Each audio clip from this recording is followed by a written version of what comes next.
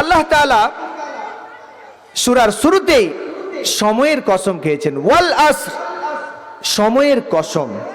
তাফসীর ইবনে কাসির রাহমাতুল্লাহি আলাইহি এটার মানে করেছেন মহাকালের শপথ।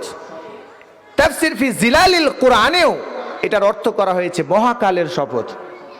মহাকাল অর্থ হচ্ছে অতীত সময়, বর্তমান থেকে অতীত সময়।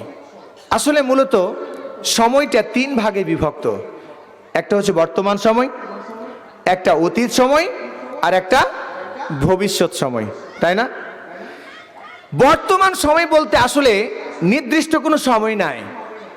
এই যে একটু আগে আমি আলোচনা শুরু করেছিলাম সেটা কিন্তু অতীত হয়ে গেছে। এখন কথা বলছি বর্তমান। প্রত্যেকটা কথা প্রতি মুহূর্তে অতীত হয়ে যাচ্ছে।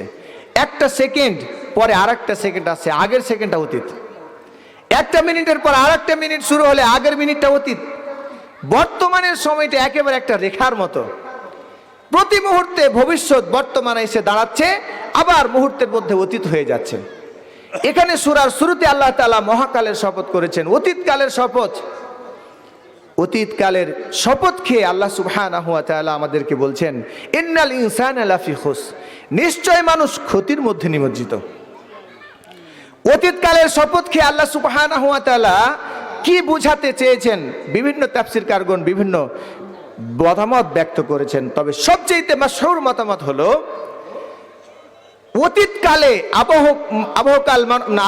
অতীতকালে আবহমান কাল ধরে মানুষ যে আচার আচরণগুলো করেছে, যে আমল করেছে, যে কাজ কাম করেছে, সেই কাজ কামের মধ্যে যারা গুনাহের কাজ করেছে, গুনাহের কাজ করার কারণে যে ক্ষতির সম্মুখীন হয়েছে, আল্লাহ তাআলার রোষানলে পড়েছে, হে মানুষ তুমি শিক্ষা গ্রহণ করো, তুমিও ক্ষতির মধ্যে নিমজ্জিত। বলেন সুবহানাল্লাহ।